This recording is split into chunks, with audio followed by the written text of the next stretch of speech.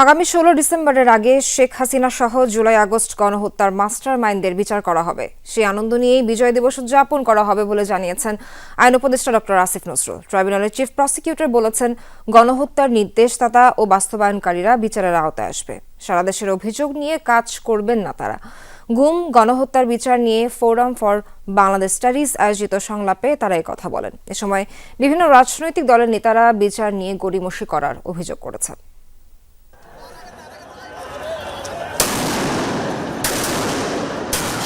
ক্ষমতাচ্যুত আওয়ামী লীগ সরকারের আমলে 4 ধরনের মানবতাবিরোধী অপরাধ সংঘটিত হয়েছে। এর মধ্যে ছাত্র জনতার উপর গণহত্যা চালানো হয়েছে, বিডিআর ও হেফাজতের হত্যাকাণ্ডের পাশাপাশি গুম খুনের ঘটনা ঘটেছে শেখ হাসিনা সরকারের 15 বছরে। গুম খুন থেকে গণহত্যার বিচারের চ্যালেঞ্জ শীর্ষক সংলাপে ভুক্তভোগীরা এর নির্মমতার কথা তুলে ধরেন। দফায় দফায় পিটানো হয়েছে, হাত পা বেঁধে। আমার পায়ের নিচে মিনিমাম 200 থেকে 300 লাঠির পিটান আছে শুধুমাত্র পায়ের নিচে।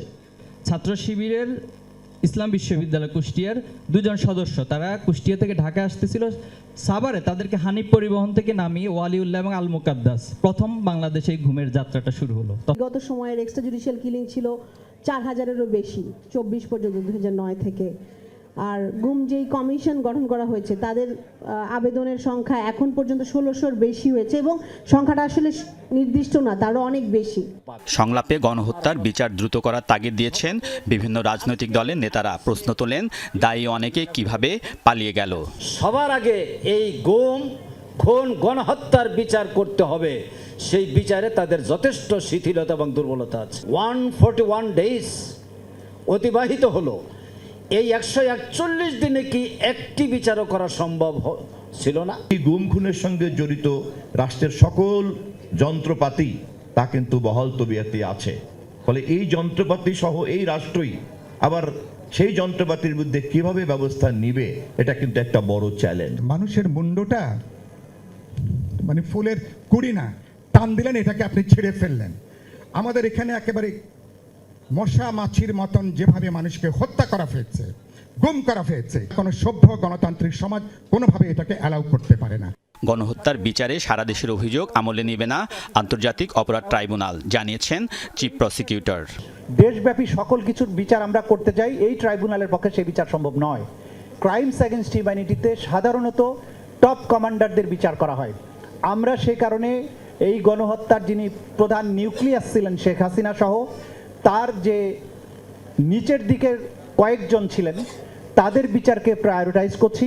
আমরা অগণিত সাক্ষী পেয়েছি, অসংখ্য সাক্ষী পেয়েছি, স্বচ্ছ কাচের মতো সাক্ষ্য পেয়েছি। আমাদের মধ্যে কোনো লোক নাই, আমাদের কেউ কিনতে পারবে না। আমাদের কোনো ভাই, কোনো আত্মীয়, কোনো মামা, কোনো চাচা, কোনো বন্ধু, কোনো প্রতিবেশী কেউ এসেই এই বিচার প্রক্রিয়া থেকে সরাতে পারবে না। গণহত্যার বিচারে কোনো গড়িমসি করছে না আন্তর্জাতিক অপরাধ ট্রাইব্যুনাল। নানা প্রতিবন্ধকতা থাকলেও আগামী ডিসেম্বরের মধ্যে বিচার কাজ সম্পন্ন হবে বলে আমরা বিচার করতে বদ্ধপরিকর। কত দ্রুত সময়ে আমরা এই ট্রাইব্যুনালটা পুনর্গঠন করেছি। সবকিছু বিচারক, প্রসিকিউশন, ইনভেস্টিগেশন। সামনে বছর বিজয় দিবসের আগেই এই বিচার অন্তত বিচারিক আদালতে সম্পন্ন হবে। আমরা আগামী বিজয় দিবস গণহত্যাকারীদের শাস্তির রায় সেলিব্রেশনও করব। গণহত্যার বিচার শেষ করতে রাজনৈতিক দলসহ সবার সহযোগিতা চেয়েছেন আইন উপদেষ্টা। কিন্তু আমাদের চেষ্টার কোনো ঘাটতি নাই। আলমগীর স্বপন, যমুনা নিউজ, ঢাকা।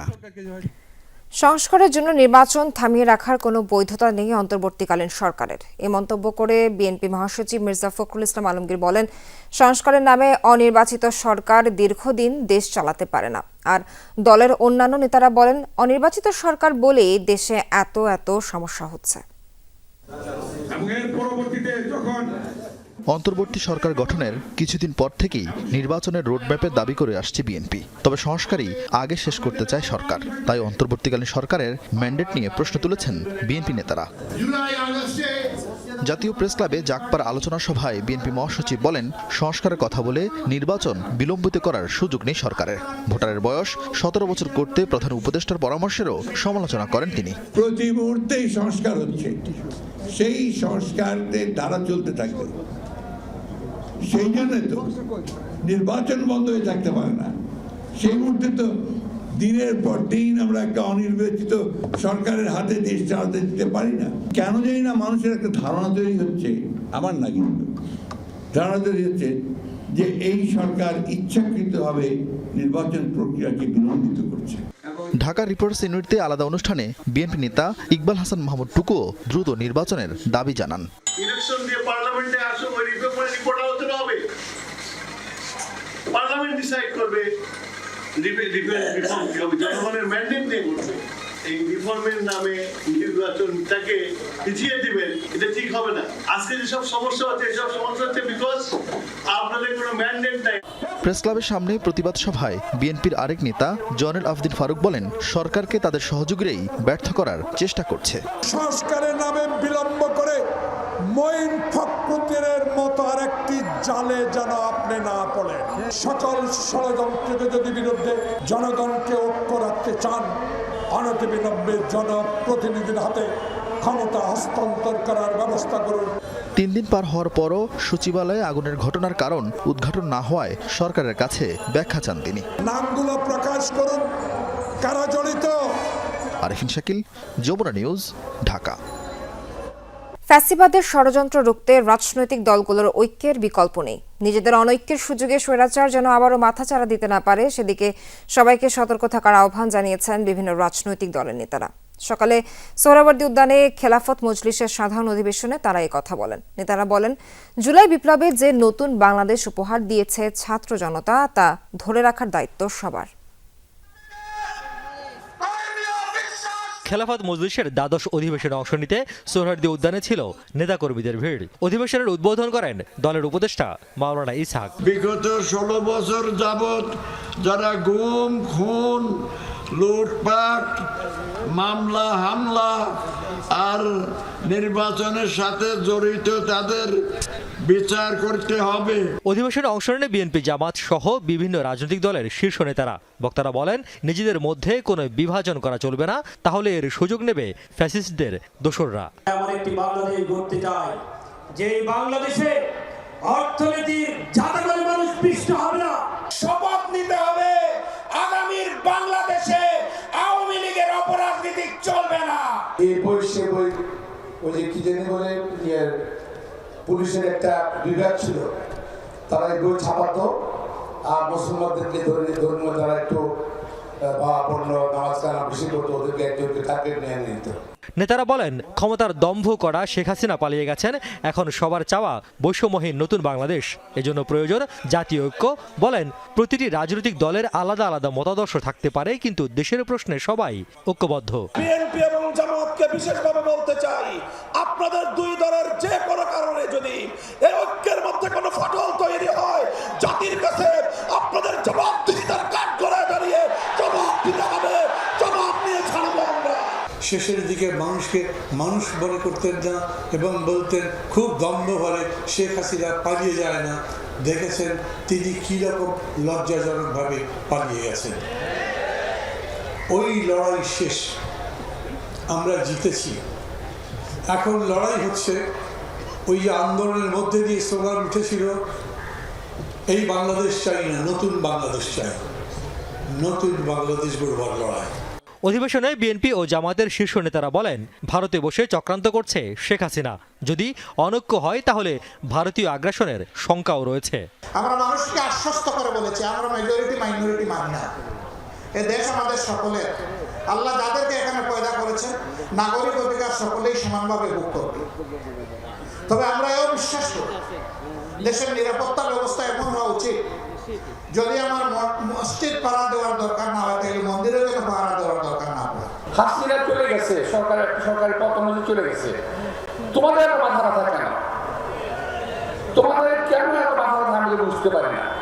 বিশেষ গোষ্ঠী এই কাজটা করছে এই সরকারকে, এই দেশকে একটা খারাপ অবস্থা থেকে নিয়ে যাওয়ার জন্য। পাশের বাড়িতে আগুন লাগলে কিন্তু নিজের বাড়িও সেফ না। বাংলাদেশে আগুন জ্বালাবেন, নিজের খাদ্যে থাকবেন, এটা কিন্তু সম্ভব না, এটা হয় না। আগামীতে জাতীয় সরকার গঠনের কথা বলেন বিএনপি নেতা মির্জা আব্বাস। ভোটের আনুপাতিক হারে নির্বাচনের কথাও বলেন কেউ কেউ। এই জাতিকে কেউ দাবিয়ে রাখতে পারবে না। রিয়াজ রায়হান, যমুনা নিউজ, ঢাকা। চুরি, ডাকাতি, ছিনতাই বন্ধে পুলিশের কাছে ম্যাজিক নেই বলে মন্তব্য করেছেন আইজিপি বাহারুল আলম। সকালে রাজারবাগ পুলিশ লাইনে এক অনুষ্ঠানে কথা বলেন তিনি। অনুষ্ঠানে ডিএমপি কমিশনার শেখ মোহাম্মদ সাজ্জাদ আলী বলেন, জুলাই আগস্ট বিপ্লবের ৭২ ঘণ্টা আগে পুলিশ সঠিক সিদ্ধান্ত নিলে অনেক প্রাণ রক্ষা পেত। রাজারবাগ পুলিশ লাইন অডিটোরিয়ামে অবসরপ্রাপ্ত পুলিশ অফিসার্স কল্যাণ সমিতির বার্ষিক সাধারণ সভা অনুষ্ঠিত হয়। এতে অংশ নেন আইজিপি ও ডিএমপি কমিশনার। অনুষ্ঠানের শুরুতেই জুলাই আগস্ট বিপ্লবে পুলিশের ভূমিকা নিয়ে সমালোচনা করেন ডিএমপি কমিশনার। তারা কি কর্মকাণ্ড করলেন যে দেশের মানুষ আমাদের প্রতি এত বিরক্ত ত্যক্ত হলো। ডিএমপি কমিশনার বলেন, ছাত্র জনতার গণ অভ্যুত্থানে পুলিশ সঠিক সিদ্ধান্ত নিলে অনেক প্রাণ রক্ষা পেত।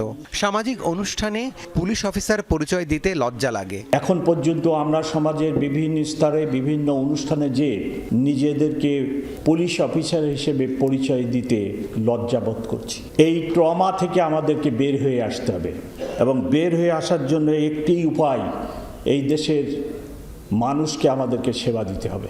সম্প্রতি চুরি, ছিনতাই বেড়ে যাওয়ায় সাংবাদিকদের প্রশ্নের জবাবে আইজিপি বলেন, আইন শৃঙ্খলা রক্ষায় বাহিনী যথাসাধ্য চেষ্টা করছে, তবে সময় লাগবে। আমাদের কাছে তো ওইভাবে ম্যাজিক নেই এবং আপনারা জানেন যে কি অবস্থা থেকে পুলিশ কোত্থেকে উঠে এসে আমরা কাজ করতে হচ্ছে। মানে তাদেরকে আগে জাগিয়ে তোলা, আস্থাটা ফিরিয়ে আনা, মনোবলটা ফিরিয়ে আনা মানুষের কাছে। এখনও মানুষ কিন্তু আমরা চাই যে আরও বেশি কাছে যাই, মানুষ আরেকটু আমাদেরকে সহযোগিতা করুক, গ্রহণ করুক। আমরা ওই বৈষম্য বিরোধী ছাত্র আন্দোলনের প্রতিনিধিদেরও সাহায্য চাচ্ছি, তারা যেন আমাদেরকে সাথে নিয়ে কমিউনিটির কাছে আরেকটু প্রচেষ্টা ওনারা চালান নিয়ে যেতে।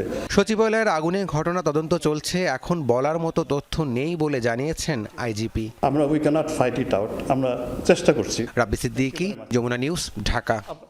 ৫ মাস পরও গণ অভ্যুত্থানে হত্যাকাণ্ডের বিচার না দেখায় ক্ষুব্ধ বৈষম্য বিরোধী আন্দোলনের শহীদদের স্বজনরা। আসামি চিহ্নিত করে দেওয়ার পরও পুলিশের নিষ্ক্রিয়তার হতাশ আর ভীত তারা। আহতদের অভিযোগ সুচিকিৎসা না পাওয়ার। বাংলাদেশ ফিজিক্যাল থেরাপি অ্যাসোসিয়েশনের এক কনফারেন্সে এ ক্ষোভের কথা জানান আহত আর শহীদ পরিবারের সদস্যরা। আপনারা কি বিচার চান? আপনারা কি বিচার চান?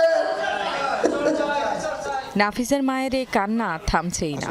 স্বৈরাচারের পতনের ৫ মাস পরও ছেলে হত্যার বিচার দেখছেন না তিনি। আমি নাফিসের আম্মা যদি এই বিচার না দেখে মারা যায়, আমার কলেজে একটু শান্তি হবে না। তো আমার ওই ছেলেগুলো তো চলে গেছে, ওই ছেলেগুলোর বিচারের দিকে যেন সরকারের কাছে আমার আকুল আবেদন। আর আমার যে ছেলেগুলো আছে তাদেরকে যেন ভালোভাবে সুস্থ করে তাদের মায়ের মুখে ফিরিয়ে দেয়। চিফ প্রসিকিউটর তাজুল ইসলাম সাহেব বলেছিল যে 6 মাসের ভিতরে আপনি মামলার রেজাল্ট পেয়ে যাবেন। আপনার এখন পর্যন্ত কিন্তু আমার আসামিদের লিস্টের আসামিদের যারা দেশে আছে তাদের মধ্যে থেকে তো এখন পর্যন্ত কেউ অ্যারেস্ট হয়নি। আন্দোলনে আহতদের অভিযোগ, সরকারিভাবে তাদের সুচিকিৎসায় তেমন কোনো খোঁজ নেওয়া হচ্ছে না। উপদেষ্টাদের কাছে বারবার ধর্ণা দেওয়ার পরও সাড়া না পাওয়ার অভিযোগ অনেকের। এই পর্যন্ত আমি নাহিদ ভাইয়ের কাছে 5 বার গিয়েছি, আসিফ ভাইয়ের কাছে 3 বার গিয়েছি। এমন একটা দফতর বাদ নাই যে প্রত্যেকটা হত্যাকাণ্ডের জন্য একাধিকবার যাইনি। আপনাদের কাছে প্রশ্ন, আমি এত আন্দোলন করার পরেও যদি আমার চিহ্নিত আসামিদের না ধরে, তাহলে সেই বাংলাদেশের যেই 1000 প্রাণ জীবন দিয়ে গেল তাদের হত্যাকারীদের বিচার কিভাবে হবে? আপনাদের কাছে প্রশ্ন রেখে গেলাম, আদৌ কি এই হত্যার বিচার হবে? আদৌ কি আমরা স্বাধীন?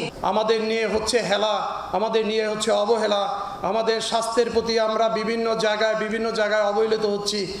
আপনাদের প্রত্যেকটা সন্তান যেখানে যেখানে যে হাসপাতালে পড়ে আছে তাদের চিকিৎসা নিশ্চিত না হওয়া পর্যন্ত ওই হিল্লোল দুলাল উন্নত ট্রিটমেন্টের জন্য বাইরে যাবে না।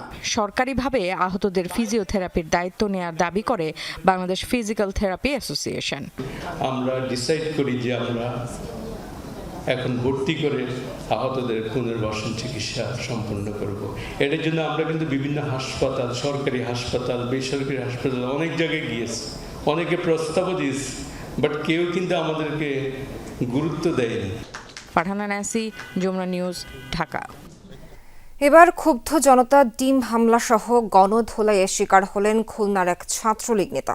ছাত্র জনতার উপর হামলা সহ হত্যা মামলার আসামি রণবীর বারোই সচল। পরে বিচারক তাকে জেল হাজতে পাঠানোর নির্দেশ দেন।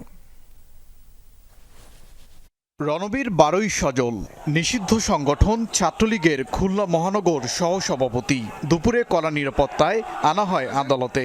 সেখানে ক্ষুব্ধ জনতার তোপের মুখে পড়েন তিনি।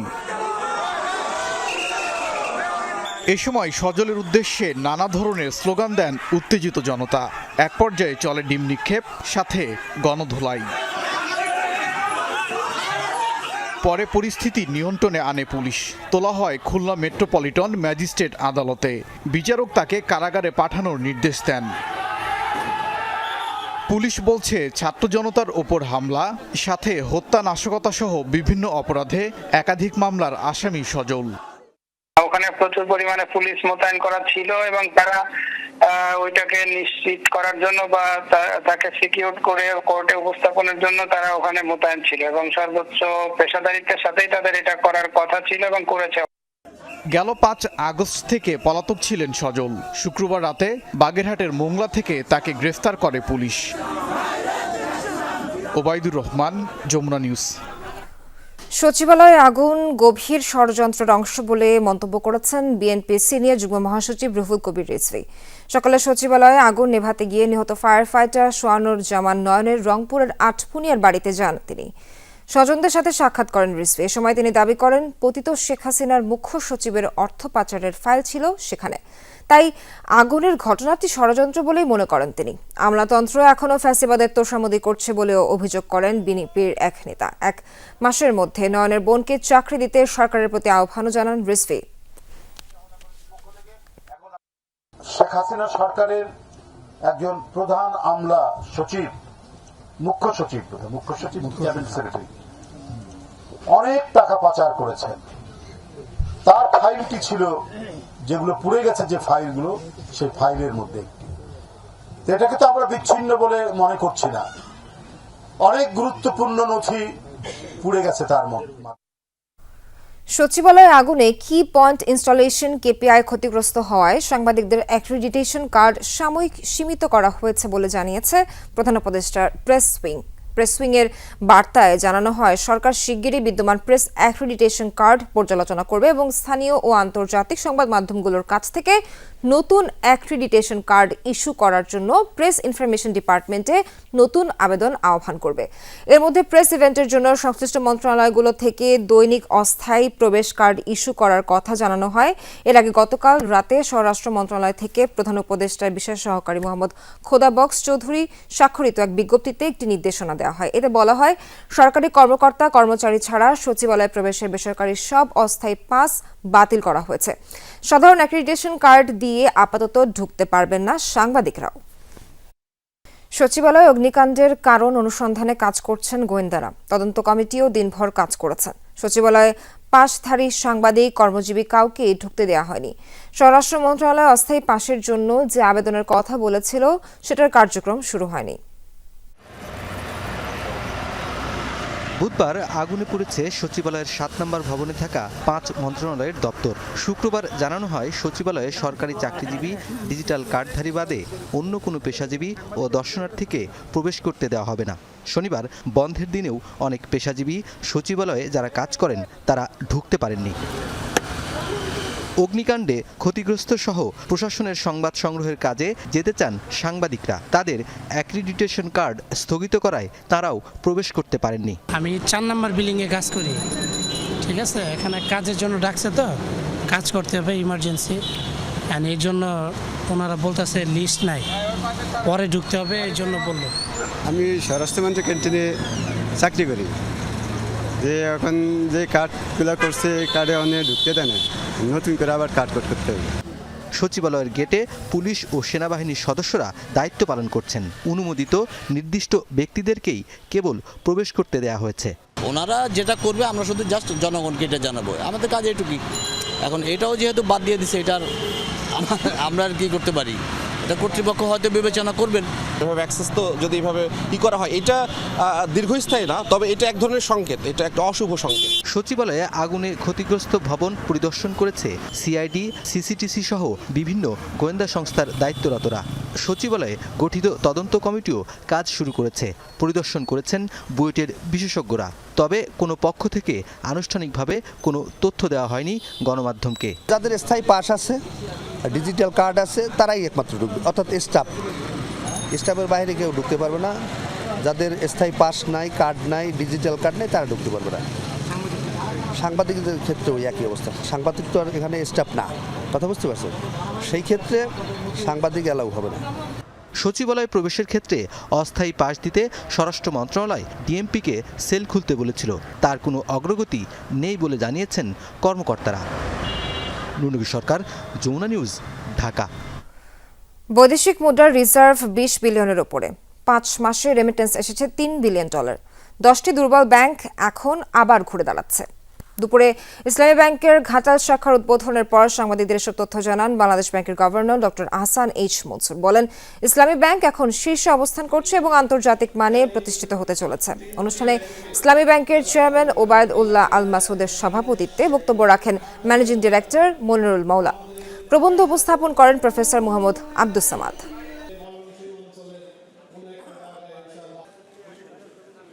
রিজার্ভের লেভেল যেটা হচ্ছে একেবারে যেটা আইএমএফ এর ডেফিনেশন অনুযায়ী সবচেয়ে কম লেভেলটাকে ধরা হয়, সেটা লেভেলটা এখন 20 থেকে 21-এর মধ্যে আছে এই মুহূর্তে। প্রেক্ষাপট পরিবর্তন হচ্ছে, তখনকার যে স্ট্যাটাস এখনকার কি সেই স্ট্যাটাস আছে? না, সেটা নাই। তার মানে কি আবার সবাই কি পরিত্রাণ পেয়ে যাবে? তা হবে না, কিন্তু আমরা সব ডিপোজিটরকে অবশ্যই আমরা রক্ষা করব। পটুয়াখালীর বাউফলের সরকারি খাস জমির দখলকে কেন্দ্র করে বিএনপির 2 গ্রুপের সংঘর্ষে অন্তত 6 জন আহত হয়েছেন। পুলিশ ও স্থানীয়রা জানায়, চর ফেডারেশন এলাকায় সরকারি খাস জমির বরাদ্দ পান স্থানীয় কয়েকজন।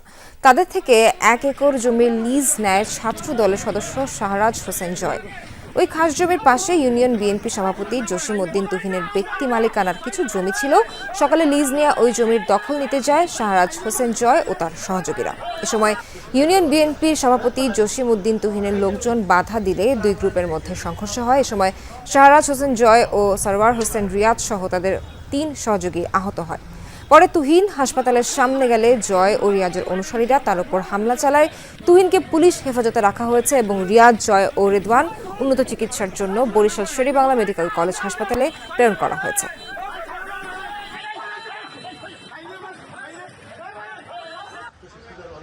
জায়গা জমি সংক্রান্ত বিরোধের জেরে বিএনপির 2 পক্ষের মারপিটের ঘটনায় সংবাদের প্রেক্ষিতে পুলিশ ঘটনাস্থল থেকে এক পক্ষের 3 জনকে আহত অবস্থায় উদ্ধার করে চিকিৎসার জন্য বকল উপজেলা স্বাস্থ্য কমপ্লেক্সে নিয়ে এসেছে।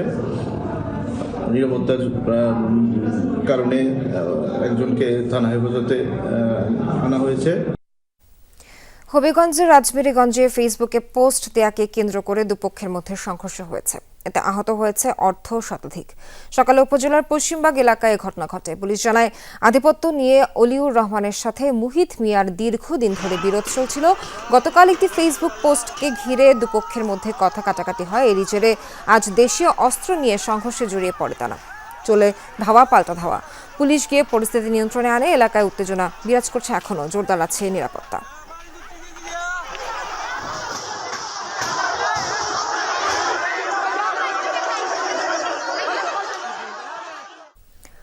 মাদারীপুরে ইউপি সদস্য ও তার ছেলেসহ 3 জনকে কুপিয়ে হত্যার ঘটনায় এখনও মামলা হয়নি, বরং ওই হামলায় কবজি কেটে নেওয়ার একটি ভিডিও সামাজিক যোগাযোগ মাধ্যমে ছড়িয়ে পড়েছে।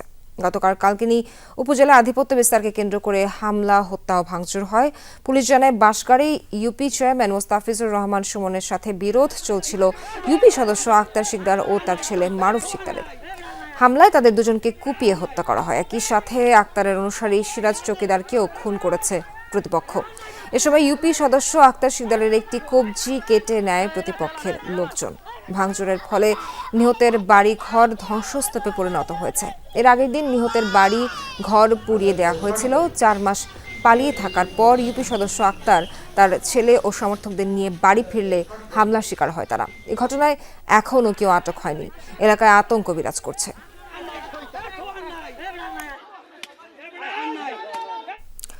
বগুড়ায় বাড়ি থেকে ডেকে নিয়ে যুবককে হত্যার ঘটনায় মামলা হয়নি এখনো। ময়নাতদন্ত শেষে পরিবারের কাছে হস্তান্তর করা হয়েছে মরদেহ। পুলিশ জানায়, শুক্রবার গভীর রাতে শহরের নিশিন্দারা পশ্চিমপাড়া এলাকায় হত্যা করা হয় সাইদ হোসেনকে। এর আগে মুঠোফোনে তাকে বাড়ি থেকে ডেকে নিয়ে যায় কেউ। অনেকক্ষণ পরও বাড়ি না ফেরায় স্বজনরা খোঁজ করলে বাড়ির সামনে পাকা সড়ক থেকে রক্তাক্ত অবস্থায় সন্ধান মেলে সাইদের। হাসপাতালে নিলে চিকিৎসক তাকে মৃত ঘোষণা করেন। সাইদ বালু ও জমি কেনাবেচায় জড়িত। তার বিরুদ্ধে বিভিন্ন থানায় মাদকের ৮টি মামলা রয়েছে। ঢাকা মাওয়া এক্সপ্রেসওয়েতে ধলেশ্বরী টোল প্লাজায় দুর্ঘটনায় ৬ জন নিহত হওয়ার ঘটনায় ঘাতক বাস চালক মোহাম্মদ নুরুদ্দিনকে গ্রেপ্তার করেছে র্যাব। রাতে নারায়ণগঞ্জের সিদ্ধিরগঞ্জ থেকে তাকে গ্রেপ্তার করা হয় বলে জানান র্যাবের সদর দপ্তরের লিগ্যাল অ্যান্ড মিডিয়া উইং। দুর্ঘটনার পর বাস চালক আত্মগোপনে সিদ্ধিরগঞ্জ লুকিয়েছিল। গোয়েন্দা তথ্যের ভিত্তিতে অভিযান চালিয়ে তাকে গ্রেপ্তার করা হয়। শুক্রবার বেলা 11টার দিকে এক্সপ্রেসওয়েতে টোল পরিশোধের জন্য দাঁড়িয়ে থাকা মোটরসাইকেল, মাইক্রোবাস ও প্রাইভেট কারকে পেছন থেকে ঢাকা কুয়াকাটা রুটের ব্যাপারী পরিবহনের একটি বাস ধাক্কা দেয়। এ সময় প্রাইভেট কারের ভেতরে আটকা পড়ে ঘটনাস্থলে নিহত হন একজন। বাকিদের ঢাকা নেওয়ার পথে মৃত্যু হয়। নানা আয়োজনে সুবর্ণ জয়ন্তী উৎসব পালিত হয়েছে চাঁপাইনবাবগঞ্জ নাচলের মুন্সি হজরত আলী উচ্চ বিদ্যালয়ে। সকালে বিদ্যালয় মাঠে পতাকা উত্তোলন, পায়রা ও বেলুন উড়িয়ে উৎসব করা হয়।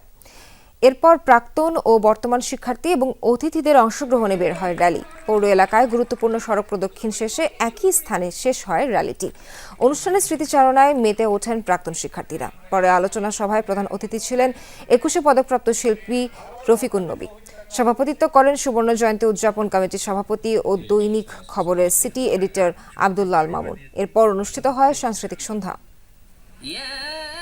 গৌরব বোধ করছি যে আমাদের প্রিয় শিক্ষকদের এবং উদ্যোক্তা যারা এই স্কুল সেই 51 বছর আগে প্রতিষ্ঠা করেছেন তাদেরকে আমরা সম্মাননা জানাবো। ছোটবেলায় যখন ঢাকা থেকে আসতাম, আমনুরা স্টেশনে নামতাম। এই আমনুরা স্টেশনে নামার পর তারপরে গরুর গাড়িতে করে ছত্রাজিতপুর যেতাম, আর ভোরগোনা যেতাম। চট্টগ্রামে যমুনা ইলেকট্রনিক্সের নতুন শোরুম উদ্বোধন করা হয়েছে। বিকেলে নগরীর বাকুলিয়ায় ফিতা কেটে জাহানারা ইলেকট্রনিক্সের উদ্বোধন করেন যমুনা ইলেকট্রনিক্স অ্যান্ড অটোমোবাইলের ডিরেক্টর সাখাওয়াত হোসেন। এ সময় তিনি বলেন, যমুনার ফ্রিজ, টেলিভিশন, গ্যাসের চুলা সহ ইলেকট্রনিক্স পণ্যগুলো গুণে মানে সেরা। এছাড়া এসব পণ্য বিদ্যুৎ সাশ্রয়ী হওয়ায় সাধারণ মানুষ অনেক বেশি আগ্রহী হচ্ছে। কম মূল্যে সর্বোচ্চ মানের ইলেকট্রনিক্স পণ্য ক্রেতার হাতে পৌঁছে দিতে যমুনা কাজ করছে বলেও জানান তিনি। এছাড়া আধুনিক যন্ত্রপাতি, অত্যাধুনিক প্রযুক্তি, উন্নত কাঁচামাল ও প্রতিনিয়ত উদ্ভাবনী উৎকর্ষ সাধনের মধ্য দিয়ে যমুনা দেশের 1 নম্বর কোয়ালিটি ইলেকট্রনিক্স ব্র্যান্ডে পরিণত হয়েছে।